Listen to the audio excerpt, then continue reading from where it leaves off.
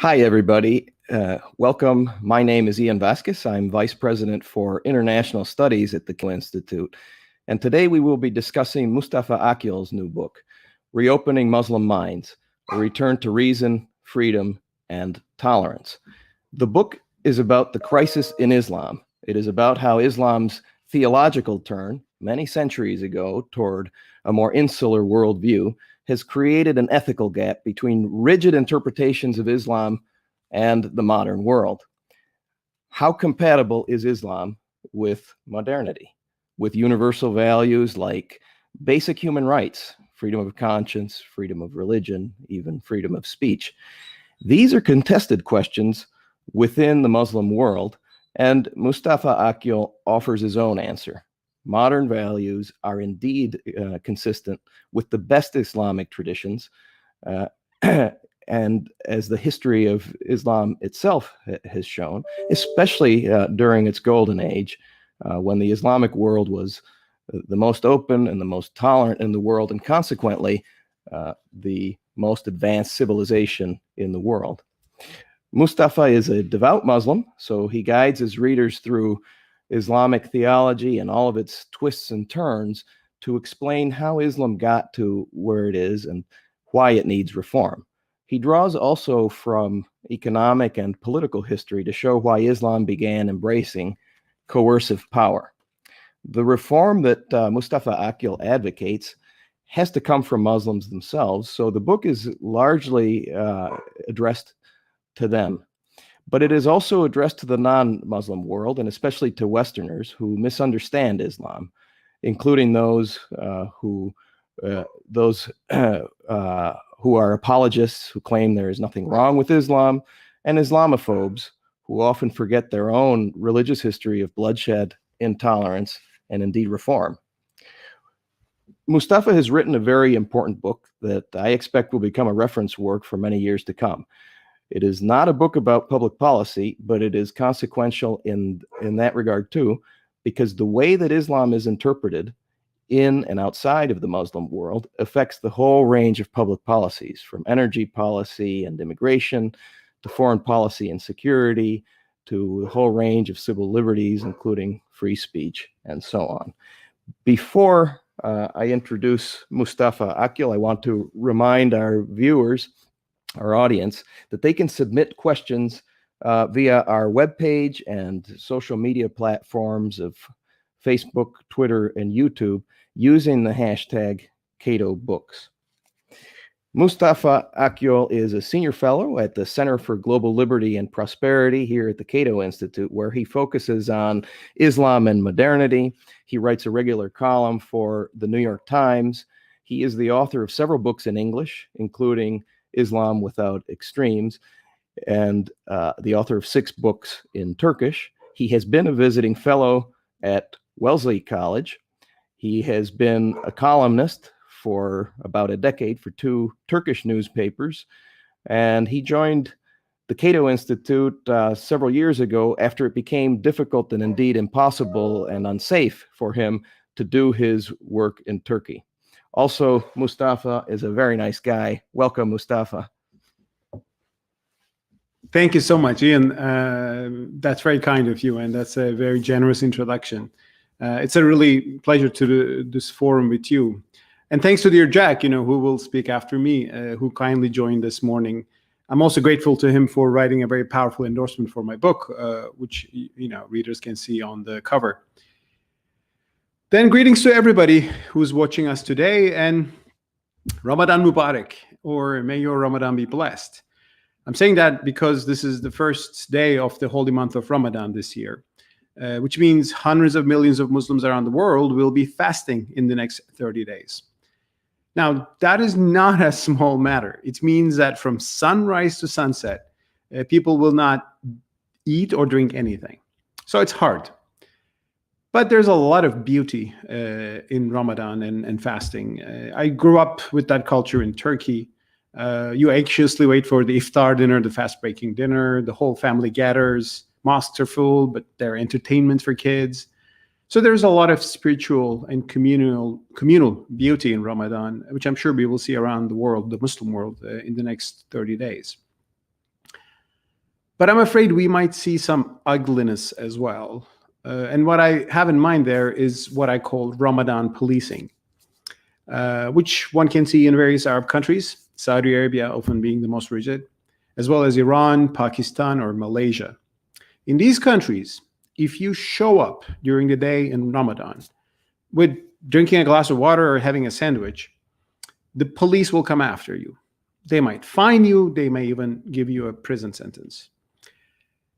They seem to believe that fasting is not just an act of individual worship to please God, but also an act of collective discipline to please the state.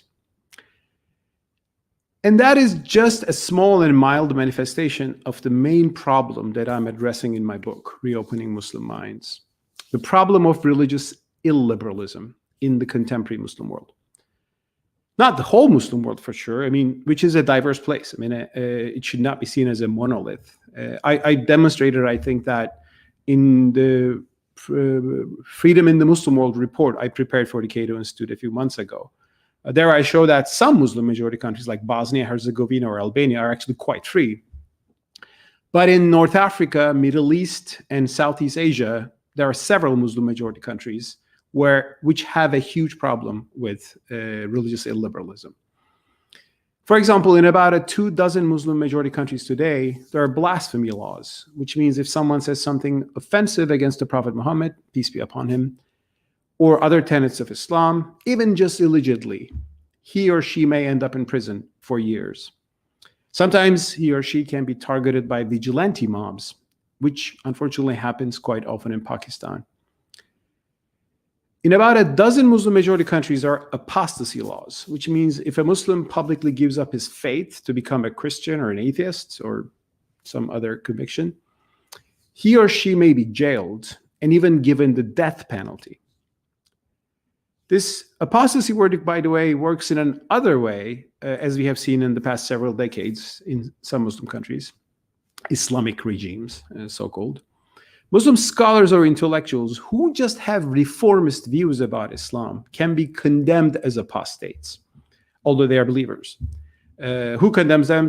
Sometimes religious orthodoxy, some militant groups, so they can be targeted, executed, or most of the time they can be forced to leave their country. And we know that when you silence one person, it's a tragedy for that person, but also for the society too, because you actually block the society for rethinking new on important issues. In these Muslim majority countries, such as Saudi Arabia, Pakistan, Afghanistan, there are discriminatory laws against women or religious minorities. There are also doctrines which, especially popular in the Gulf, which preach obedience to the ruler as a religious duty, no matter how tyrannical the ruler may be, as long as he upholds the religious orthodoxy. Now, there's a thread that is connecting all these things, because there's a deeper problem, because they come from certain verdicts in classical Islamic jurisprudence. That is the interpretation of the Sharia, which is Islamic legal tradition. That's why to be able to speak of a compatibility of Islam and human rights today, I believe we need to address these issues. And I'm convinced that we need a reform, a major reform in Islamic law. And what kind of reform? What's the goal? I define it in a simple one definition. I call it giving up coercive power in the name of the faith. Not that Muslims should not be practicing. It means that Muslims should just not coerce other people to be practicing or to be Muslims or to be from their own sect and their own conviction. Let me remind that this has nothing to do with the Protestant Reformation that some people have seen as a historical analogy. If there's an analogy in history, that is the Enlightenment, as epitomized by John Locke, who offered a reinterpretation of Christianity to save it from its own centuries-old marriage with coercive power of the state. Therefore, my book is making a call for and an argument for an Islamic enlightenment. Not an enlightenment that goes against religion, but reinterprets religion. So it is based on freedom and not coercion. Now, how does it look like? First of all, I have chapters in the book about the burning issues that I just mentioned. One chapter is about the matter of religious policing, which is called hisba with the Arabic term. And the people who do it are called the muhtasib. There are also 2 separate chapters about blasphemy and apostasy. In those chapters, I argue that, reasonably speaking, coercion is absurd in these matters because the threat of force does not make people really pious, faithful, or respectful to Islam. Scripturally speaking, these coercive acts also have no basis in the Quran, the only undisputed source of Islam. They have some bases in the post-Quranic sources, such as the Hadith and Sirah, which is the reported, and I should say sometimes alleged, sayings and the reported acts of the Prophet Muhammad. But a careful reading there, in context, even there, offers a big room for reinterpretation, as some scholars have already pointed out. And I refer to their works either in the classical era scholars or in the modern era. But these burning issues, religious policing, blasphemy laws, apostasy laws, they are just the tips of the iceberg. There is a deeper story, which I define in the book as the statization of Islam. This is a historical reality. It happened. And it happened right at the birth of Islam.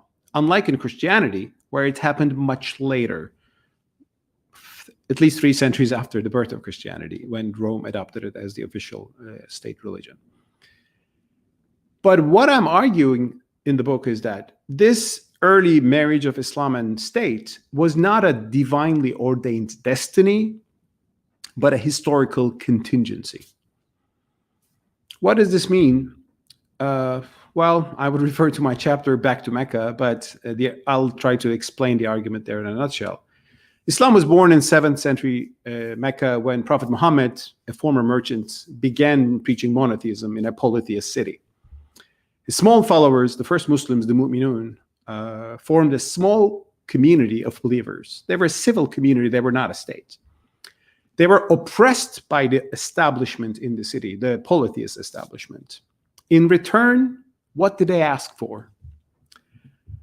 They asked for the right to be able to live their faith, that is monotheism, and also preach their faith and to speak out against polytheism, against idolatry.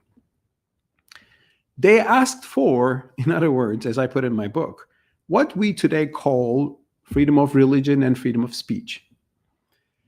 There are verses in the Quran that makes this quite clear. In one of them, Prophet Muhammad is commanded to say to the polytheists of Mecca, "To you your religion, and to me mine." Lekum dinikum waliya din, which is in Surah 109 and verse 6. Another Quranic verse speaks to the Prophet Muhammad himself and tells him, "O Prophet, keep on preaching. You are only a preacher. You're not a compeller over them." That is Surah 88, verses 21 and 22. Now, in my book, I ask a question that is not much asked in the Islamic tradition. What would have happened if the Meccans accepted the Quranic call for freedom of religion and freedom of speech? What, they just stopped oppressing the Muslims and let them do practice and preach their religion? Then I argue we would have a very different history of Islam. What happened in actual history was that Meccan polytheists kept persecuting the Muslims, even came close to murdering the Prophet. That's why the Prophet and other Muslims fled from Mecca to Medina, where they soon established an army, began collecting taxes within the Muslim community, and brought in some legislation. It was not a state in the modern sense, but it was an armed polity. And this polity had several battles with the pagans of Mecca, the polytheists of Mecca, and their allies for survival of the Muslim community and faith, as I argue there, and as some scholars have argued. And there are some sections in the Quran about these battles, about fighting the unbelievers, fighting the infidels, and some passages. Now, one problem is that later Islamic tradition perceived this Medina phase as the final and definitive full form of Islam, not as a historical contingency, but a divinely mandated blueprint. And they also used it as a blueprint to establish an empire of Islam, which was quite normal at the time. I mean, everybody was doing that. The Byzantines were doing the same thing. But this became a religious view, not just a historical interpretation. Many jurists in the classical era, in the Sunni tradition, went as far as saying that the verses from the Meccan period, which call for toleration and non-coercion, the verses that I just quoted, were abrogated. They were rendered ineffective. They were abrogated by what they called the verses of the sword, the verse that actually call for war against the unbelievers, the infidels, and who are they is a different discussion in Islam, but not going to get into there here. Soon, blasphemy and apostasy laws appeared in Islamic tradition too, which again didn't have a basis in the Quran, which, by the way, was very similar to the Sassanid and Byzantine laws that existed in that time and milieu. Now, one thing I do in the book is to call on fellow Muslims to rethink and reconsider how this marriage with the state influence our religion. Many Muslims think today, especially Islamists, that when religion and state come together, that's good for religion because the state upholds religion. You make people fast by the power of the state.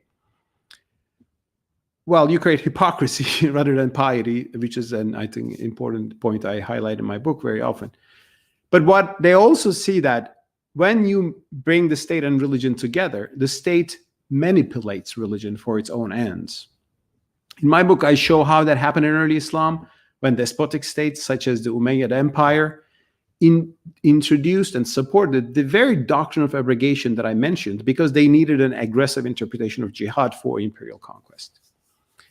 They also introduced theological doctrines such as the doctrine of predestination because they realized that if people think in fatalistic terms, they become more obedient to political authority.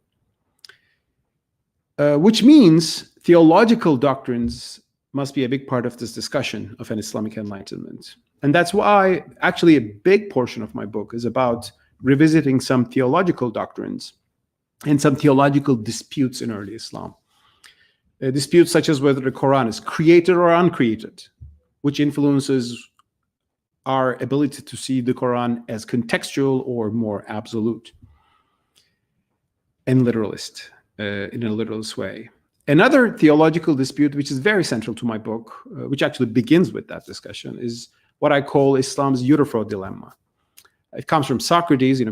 People familiar with philosophy would be familiar with that. It was a dispute among Muslim theologians about whether the divine commandments, the Sharia, indicates ethical values or constitutes them. According to the first view, there were ethical values discernible by human reason and conscience, known in Christian history or tradition as natural law. This could help us reinterpret divine commandments and understand them, and maybe reinterpret them if the context changes. According to the second view, divine commandments themselves were the only source of right and wrong, the only source of ethical value. And in the book, I show a wrong turn was taken there, as I see it, in Sunni Islam centuries ago, making divine commandment theory as the dominant religious outlook. But it was a turn that was not mandated by religion itself. It was not a turn that was supported by the Quran. So it's a theological turn that we can revisit and overturn. Now, if you got into all the details of these topics, we would need many hours, if not days. So I'll just stop here and, just recommend checking my book to our audience. Finally, I just want to thank all the great Islamic scholars whose works I quoted in my book. I've relied on the really academic, scholarly works of a lot of experts on this, just putting them in one big, accessible argument and volume. Some of them encourage me with their endorsements, such as Khalid Abu Fadl, Asma Barlas, Asma Afsaruddin. I'm very thankful to them. I'm also deeply thankful and grateful to some of the scholars I quoted in my book in the classical era or today who made some important arguments for reopening Muslim minds, as I would call it, but they paid the price, sometimes by being excommunicated, threatened, or canceled, it's called today, which shows that, yes, we have a problem to solve here. A problem that, in my view, as a Muslim, hides the beauties, covers the beauties of my faith with a zealotry that comes from actually a despotic interpretation of the faith, which we can revisit and change. Thank you. Thanks very much, Mustafa. That was a good summary. I want to remind our audience that if they want to submit questions, that they can do so through our webpage, through our social media accounts at Facebook, Twitter, and YouTube using the hashtag CatoBooks. And now it's my pleasure and honor to introduce Dr. Jack Miles, who is a real authority on religion, politics, and culture. He is a distinguished professor emeritus of English and religious studies at the University of California at Irvine, and a senior fellow for religion and international affairs at the Pacific Council on International Policy. His book, God, a Biography, won the Pulitzer Prize in 1996. He is also the author of several other books, including God in the Quran. He served as editor for the Los Angeles Times Book Review, and his writings have appeared widely in such places as the Atlantic, the New York Times, the Washington Post, the Boston Globe, and so on. I don't know Dr. Miles as well as I know Mustafa Akyol, but Mustafa tells me that he's also a nice guy. Welcome to the forum. Thank you, Ian. It's a pleasure to be here. I want to thank you and the Cato Institute for your support of this event, this book, and this author, and all the subjects that hover around it, which have never been more important than they are today.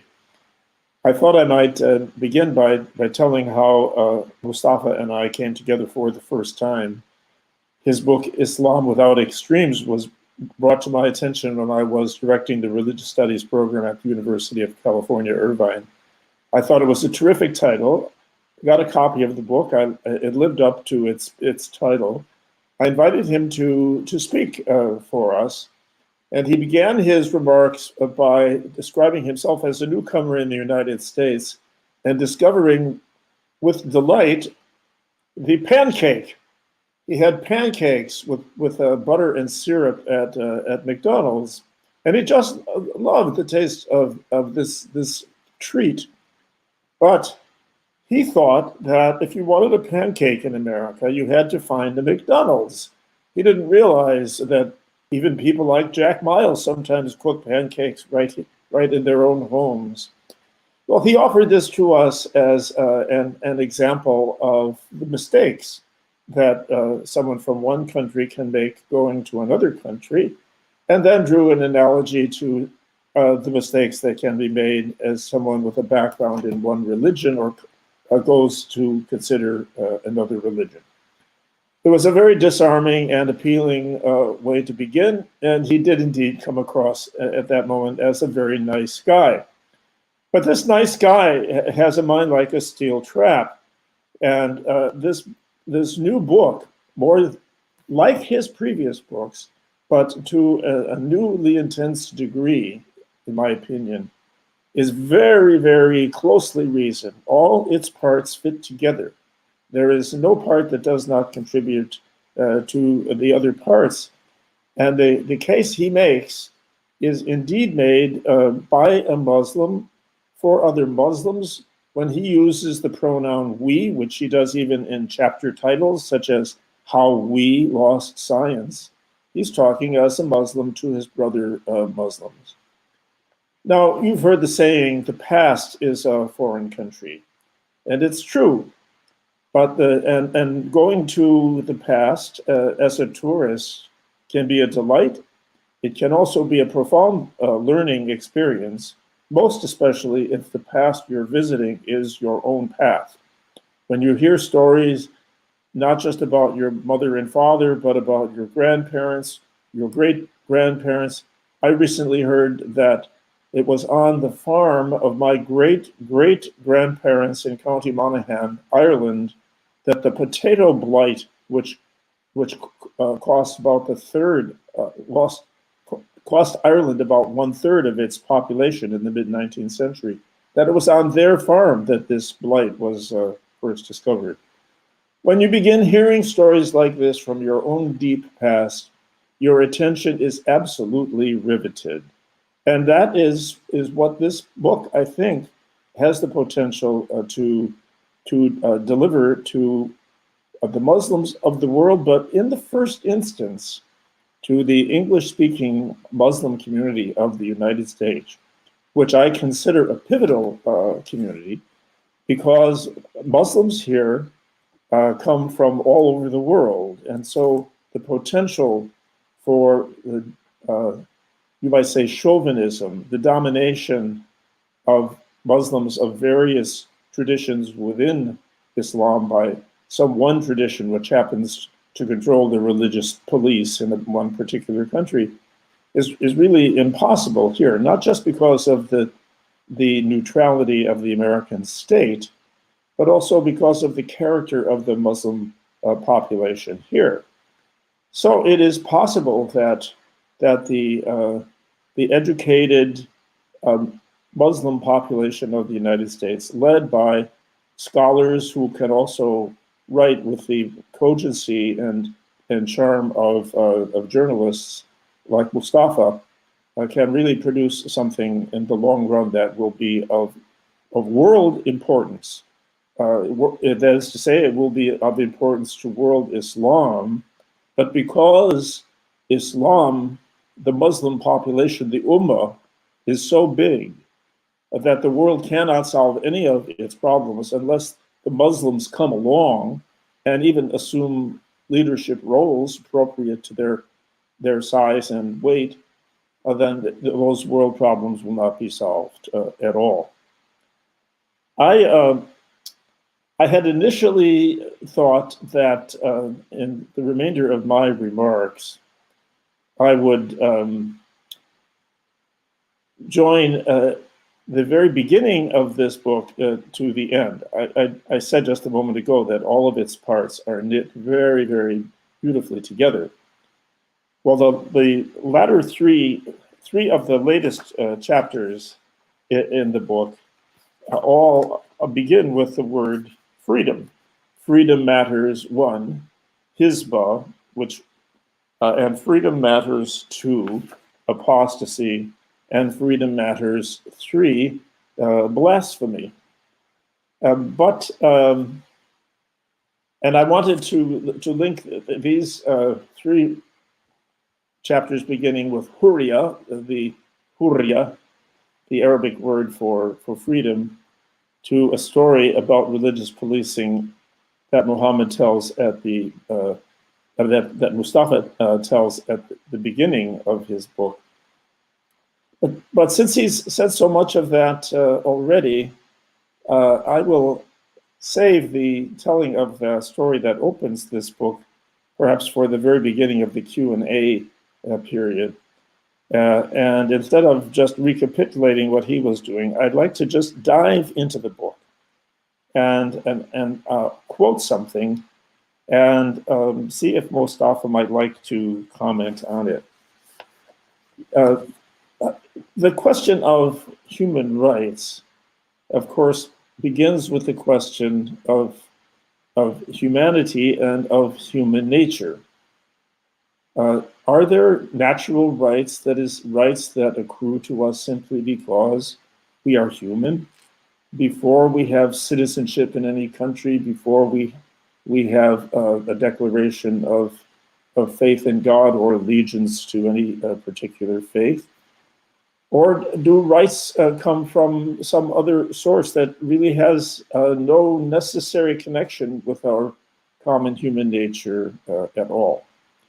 So let me quote now a passage from page 60 in the chapter entitled How We Lost Universalism. I quote, "Contemporary Muslim thinker Abdulaziz Sachedina offers some helpful insights about the problem here. In line with the Ash'ari theological voluntarism, he explains, most Sunni scholars denied the innate moral worth of humanity. Consequently, these scholars rejected a natural system of ethics, seeing it as alien and un-Islamic. This also meant that Islam could not participate in a universal moral order. It could only aspire to build its own. That is why, after initial centuries of cosmopolitanism and creativity, Muslim thought increasingly became insular and self-referential. Hence, Islamic civilization lost the very exceptional, absorptive quality that made it great in the first place.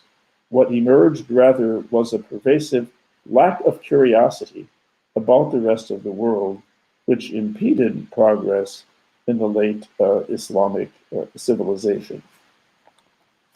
I have another passage that I would like, perhaps time permitting, to invite Mustafa to comment on. But Mustafa, would you care to talk about this passage and also about the use of the term fitra in the past of Islam and in the present? Yes, sure. Thank you so much, Jack, for your kind words, and I'm again honored to hear your thoughts about my work, and good to remember how we met with the pancake story in UCLA. Thanks for reminding that as well.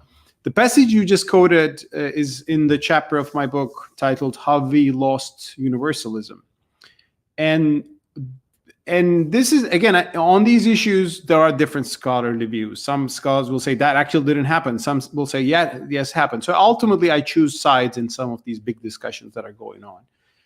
But what I argue there is that the early Islamic civilization was magnificent. Everybody, I mean, most people know that, and most Muslims yearn for that. 1,000 years ago, Muslims were the most enlightened civilization. We had more tolerance, we had more science, we were the inventors of algebra and algorithm, which went into the West and became, took Western words for it. But that's gone. And why did that happen? And for some people, I think one standard answer is that because we were great, because we were pious, and when we turned sinful, God punished us. I argue that no, the Islamic civilization was great and very magnificent, especially in the early Abbasid era that we're speaking about here, because it had a theology, it had a worldview where learning from other civilizations and synthesizing them with Islam was an acceptable endeavor and a promoted endeavor. That's why Muslims didn't shy away from, they did it, learning from Greek philosophy. Muslims were the ones who actually inherited works of Aristotle, Plato, and other Greek philosophers from Eastern Christians, translated them into Arabic, which was one of the world's greatest intellectual endeavors, because until that time, cultures were not that much interactive with each other. So that created the Islamic civilization's openness, because Muslims at the time, Al-Kindi put it, they didn't think we are Muslims, so we have all the wisdom we have, not just scientific, but also ethical. They thought a guy named Aristotle, no matter he might be an infidel from a religious point of view, might have ethical wisdom, might have wisdom about the natural order of the world.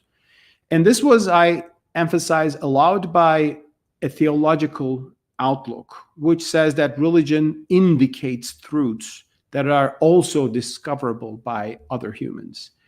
But ultimately, what became more dominant in the Sunni tradition, as symbolized by Hanbalism and Ash'arism, the two orthodoxies I'm criticizing in the book, was no, religion doesn't indicate truths, religion constitutes them. So there is no wisdom beyond Islam. So why would you care about what the Greek philosophers are saying? Maybe you can take a few things like logic, as Ghazali did that synthesis, but ultimately that stagnated the idea of you can learn anything from outside.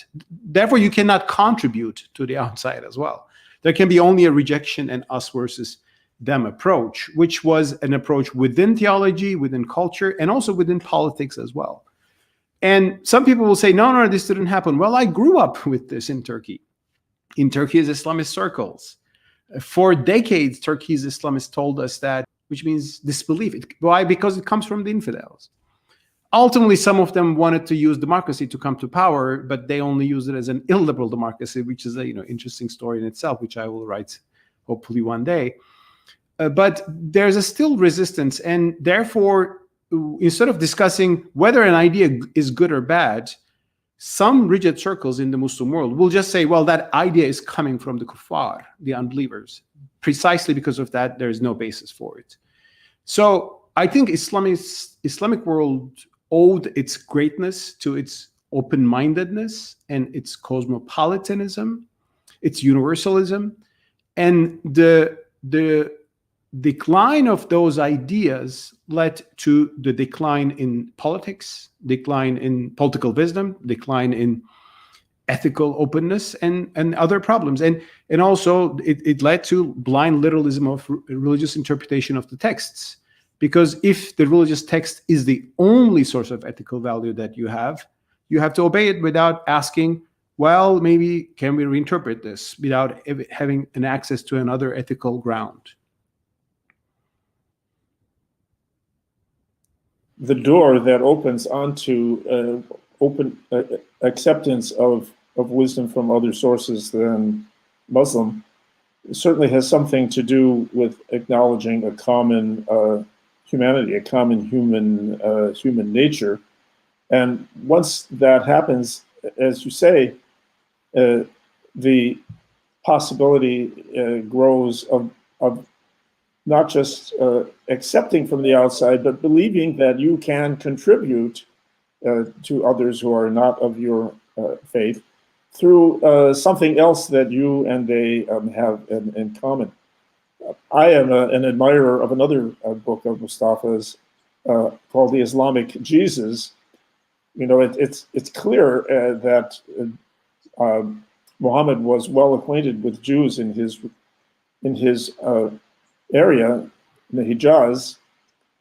But how odd then, if Jews were a stronger influence than Christians, who were rare in the area, that he speaks of Jesus as the Messiah.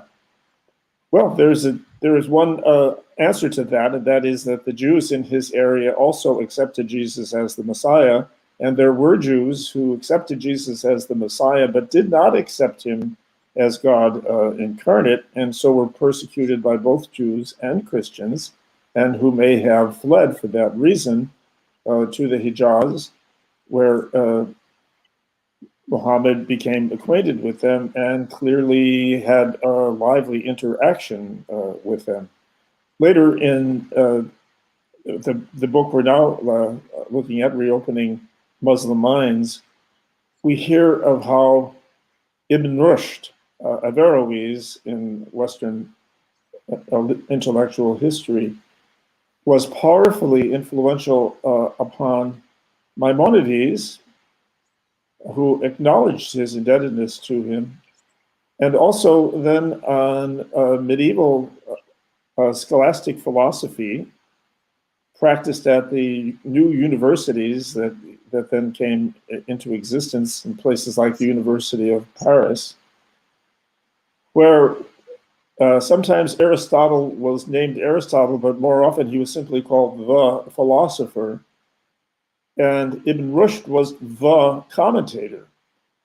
So in this way, from its period of greatest intellectual flowering, the Islamic tradition was powerfully influential within both the Jewish community and the Christian community. But then comes the tragedy that there in Andalusia, where he did his greatest work, it came about that an Almohad caliph had all of his works burned. I scarcely know what sort of question to ask about that, but I invite you to comment on that if you would like, Mustafa. Maybe we're nearing the point where we can start taking questions from our audience. Sure. I mean, I'd like to add one more thing to what I just said about closing of minds in the late medieval Islamic civilization. I just want to warn that this can happen in any civilization, anytime. If you think that we know everything and we don't need to learn any input from outside world, from other people, any tradition can stagnate. The kind of political movements that are called nativism that I see in the West today, I think has the same bad potential to really close and initiate a decline of the civilization on that side. So it's not that there are specific problems to Islam. There are human traits that sometimes lead to progress and development and toleration, and there are human traits sometimes that go against them. And I see that those traits worked so badly in Islamic civilization at some point, and I'm trying to criticize them. But this doesn't mean that the same problems are not found in other parts of the world today. They are, and I think we should see them all in one big whole. Regarding Ibn Rushd, he was I have a whole chapter on him, of course, the last man standing.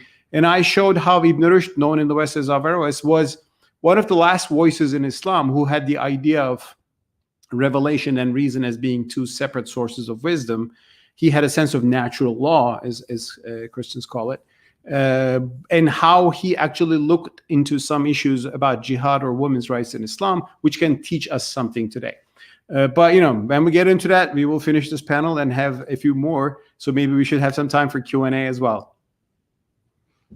Sure, I would like to take some questions from the audience. And one question that came in for you, Mustafa, is you call for separation of religion and state in Muslim majority countries, but was that not already introduced to the Muslim world a century ago by secular states, as in your own country, Turkey, under the leadership of Ataturk?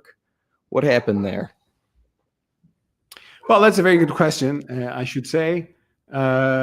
Indeed, the Muslim world has seen secular states, especially in Turkey, my country, with Ataturk in 1920s. But what I'm speaking is a little bit different. Those secular experiments were political experiments. Ataturk introduced secularism, a very French-style secularism. It's called laïcité. It was a political imposition, and what he did was not to try to reconcile Islam with the idea of a secular state. He just brought it and he said, this is it. And that's why that secularism sometimes turned illiberal. I always say he brought secularism, but not necessarily liberalism. And when you do that, when you bring a secular political system on top of a religious tradition, which sometimes intimidates that religious tradition, what you have is that religion returns back with a vengeance, which is what is happening in Turkey, I would say, which has happened in a much harsher way in Iran with the Iranian Revolution. So what I'm trying to do is not speaking about a political design that we should have secular states. What I'm trying to do is to justify the idea of a secular and liberal secular state from within an Islamic point of view. That's why I'm referring to John Locke, who argued for that separation. But I'm not arguing for some French revolutionaries I'm not arguing for the path of some French revolutionaries who separated religion and state by crushing the Catholic Church. No, I'm working within the tradition and making that justification, which I think is the only way to go forward. Otherwise, we will see what we see in Turkey, an endless clash between religious conservatives who want to claim the public space and the secularists who want to avert them by sometimes being more authoritarian and then just turning into a vicious cycle.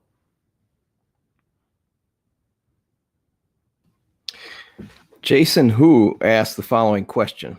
What do you expect the response will be to your book from the U.S. Muslim community, which has their own voices in the Congress, the Arab countries and their leaders, and the Muslim community living inside Jerusalem? This is obviously a question for Mustafa.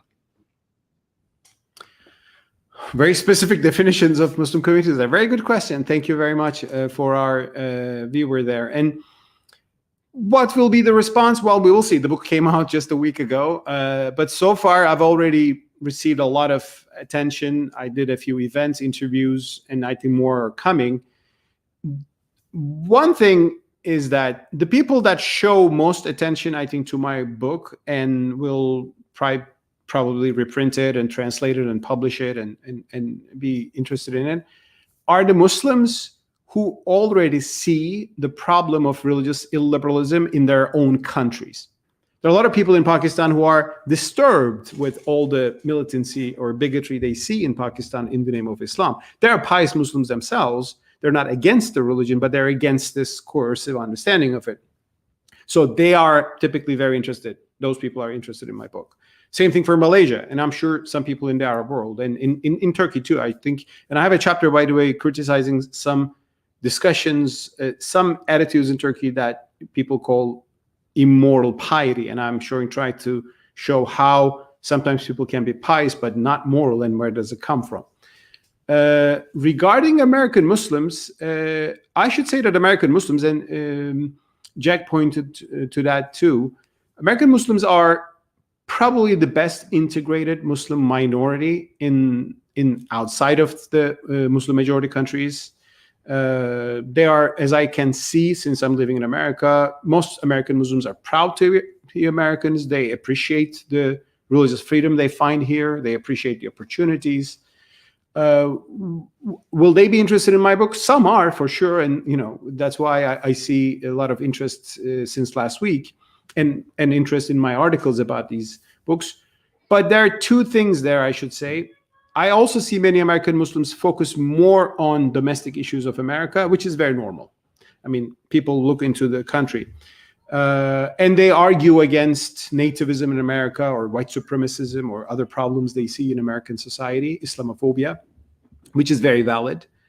I just would remind there that it is good that we defend equal justice under the law and civil liberties and human rights in the West when they are sometimes threatened by nativists or illiberal secularists, as it is France. That's good. We should do that. But if you're defending these principles, we should also advocate them in Muslim majority countries, in Saudi Arabia, in Pakistan, in Iran, because the supremacism there is at a whole different level and much more grim. Supremacism not against Islam, but in the name of Islam.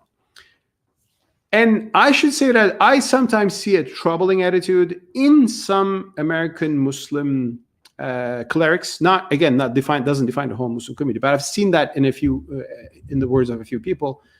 And what they're saying is that, well, as a Muslim minority, we appreciate freedom in America. We appreciate equal justice under the law. These are good. We were happy to be here. So they're not trying to bring creeping Sharia in America. So I should make that clear. That's an exaggeration and unfair accusation. But what they're saying is, they say, but the standards back at home are different. These are the standards of Islam. We're not going to try to bring these standards, the liberal standards, back there. We'll just use them here, but we will justify Muslim supremacism. I mean, they don't put it that way, but that's what it is. We will not argue for equal rights there for minorities. We're not going to do that. I challenge that view. And I'm saying that if we Muslims are realizing that it's a good thing to have freedom for everybody, it's a good thing to have equal rights under the law, how can we deprive the minorities in the Muslim world from these things? How can we justify this in the name of Islam? And at the end of the day, will people not ask, why do you enjoy liberalism when it helps you, but why do you oppress it or deny it when it actually works the other way around?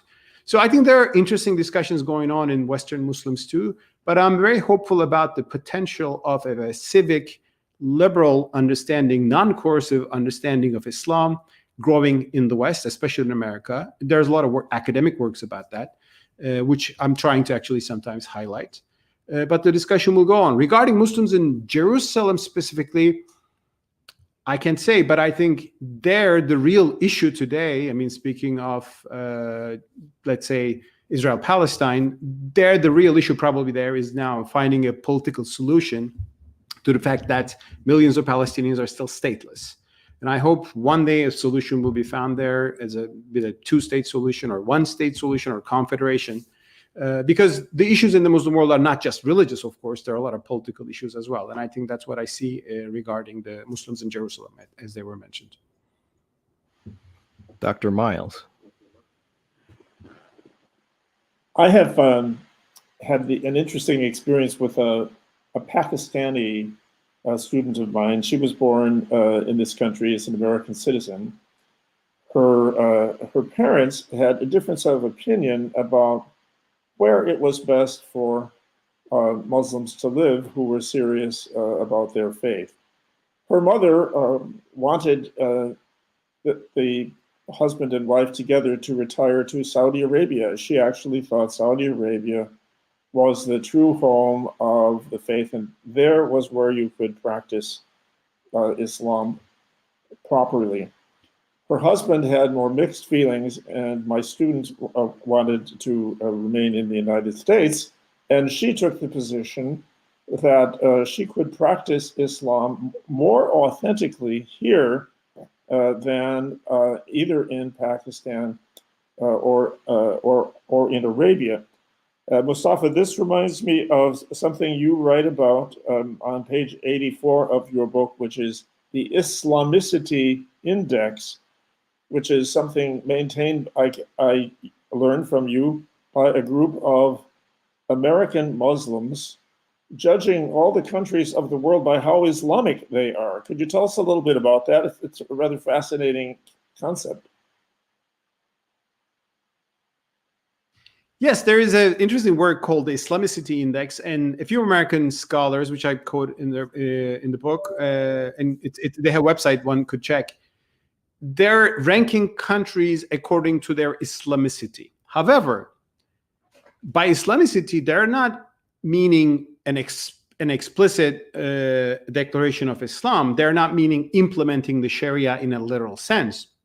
They're focusing on the tradition in Islam that we call the maqasid, or the intentions of Sharia. That is an important vision in early Islam, which was not cultivated enough. In actually, let's say in the 12th, 13th centuries, 12th, 13th century, there was works about it, especially by the great Imam Shatibi. He said all Sharia, there are a lot of injunctions there, but it's actually protecting the 5 values: protection of religion, life, lineage, property, and the intellect. In the 20th century, Ibn Ashur, an important scholar from Tunisia, added hurriya, or freedom, to this as well. So that's actually a very important vision in Islam. It's not about dry literalism, but looking at what actually religion wants, achieves as a set of principles. Now, the scholars who have written this, who have created Islamicity Index, they're saying, well, let's look at the world from the sense of these principles. Which countries are best in protecting life, property,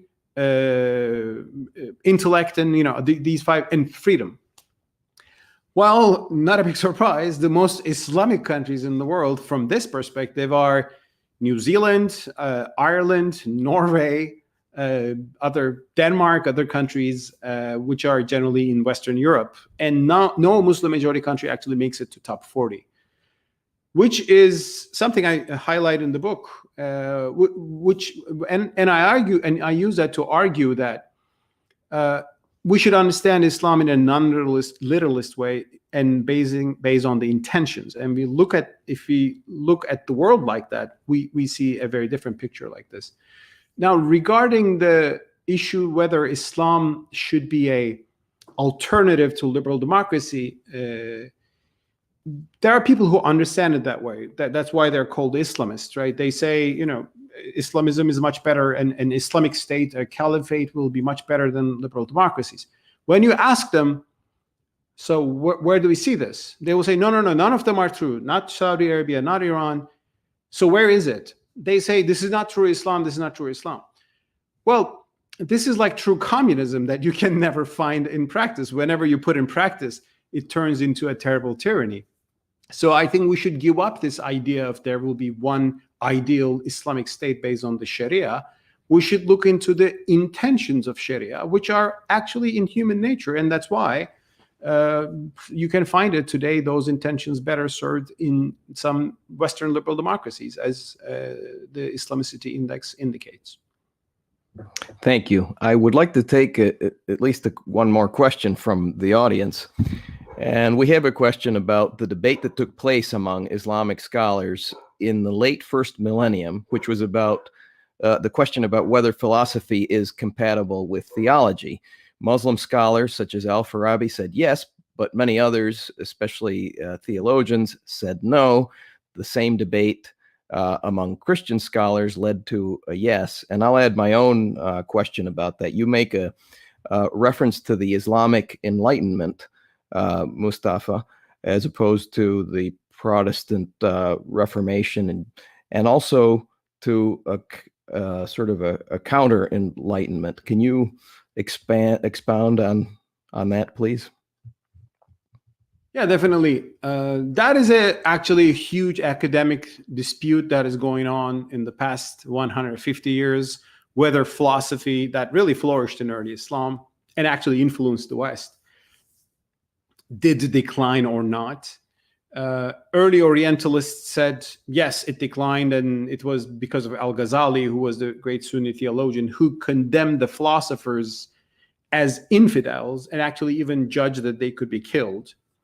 But at the same time, incorporated some of their thinking, including logic, into his works. So he actually condemned philosophy, but also naturalized it to some extent. So the people who opposed this thesis pointed out that no, Ghazali actually allowed theology, and it continued within the Islamic tradition in the late Ash'ari scholarship. So there's some truth to the second argument too. But I agree with the third view that is now coming by expert scholars like Dimitri Gutas, who say that, yes, Al-Ghazali and the later theological tradition there of the Ash'arites allowed philosophy to some extent, but the very fact that they didn't allow it to be an independent discipline, an independent source of ethical wisdom outside of the Sharia, was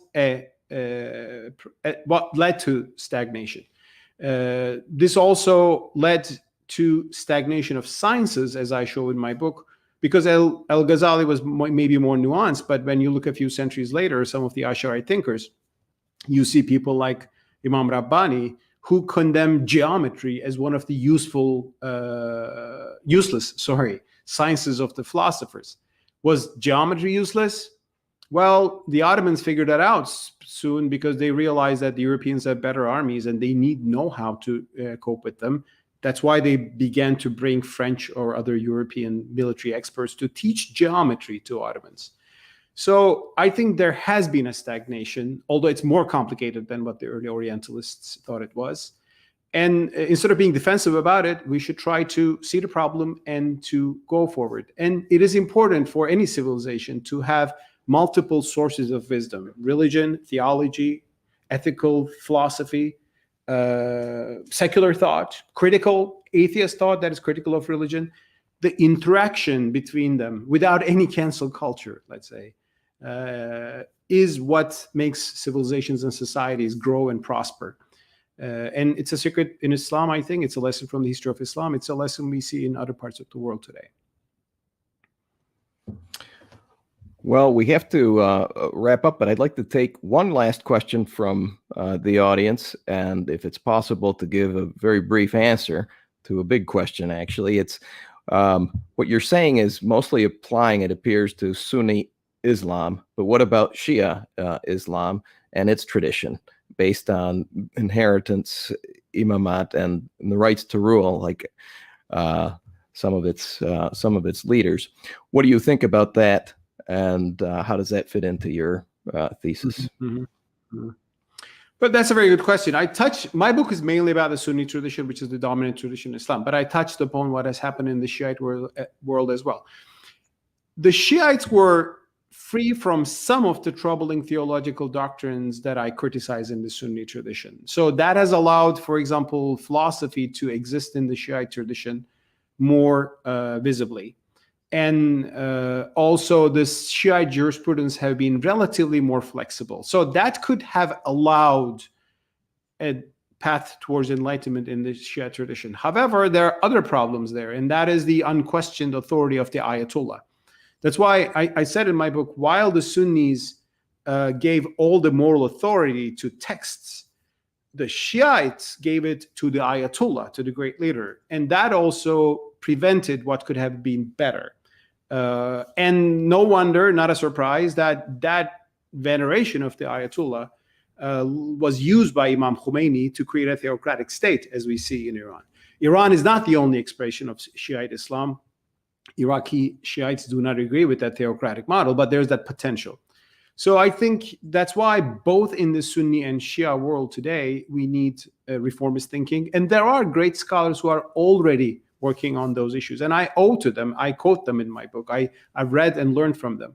I'm just trying to highlight the most burning issues and how we can rethink them to move forward, both in the Sunni and Shiite traditions of Islam. Thank you, Mustafa. I'm afraid we've run out of time, and I want to thank both Mustafa and Dr. Miles for joining us today. Mustafa, you've written what I consider a very important book, and I look forward to seeing more about it in different parts of the world. I apologize to all of the audience members who asked questions, but we just didn't have time to get to all of them. This program will be put up on our web page at the Cato Institute in archive form, so you can go back and see that. And we look forward to seeing all of you at future Cato Institute events. Thanks very much.